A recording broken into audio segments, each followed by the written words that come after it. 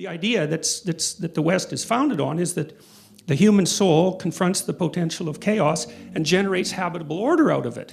And that's why the individual has divine status, let's say, in the West. That's why in our oldest books, you know, the idea is that the human being was made in the image of God, because God is also the thing that takes potential and transforms it into order. This is a profound idea, and it's something that the postmodernists, they hate that idea. They absolutely hate it, and that's why they won't do things like engage in dialogue. Right? Dialogue is the shared logos. That's the root of the word. They won't engage in dialogue because in their world, your identity is either oppressor or oppressed. And that's all you are. You're whatever your ethnicity is, or your racial group, or your sexual identity, or whatever identity group they want to come up with, because they can be infinitely fractionated.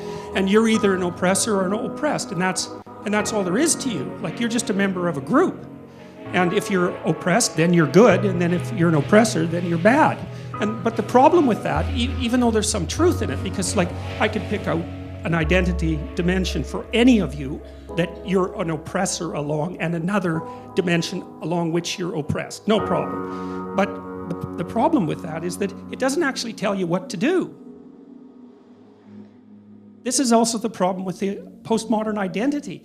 Identity isn't just who you think you are, and it's certainly not your bloody ethnicity or your sexual preference or anything so stupid.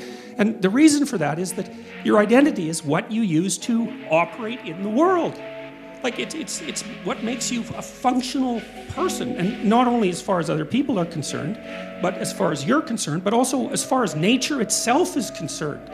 Like, an identity is more like the toolkit that you use to operate in the world.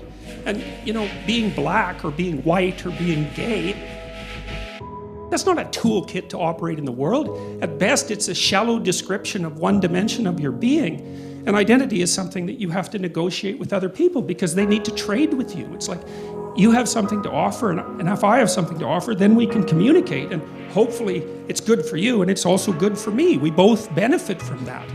And that's identity. It's like these ideas that identity is, first of all, subjective whim, which is what's been basically written into Bill C-16. It's like, you know, that's a really poorly socialized 3-year-old thinks that.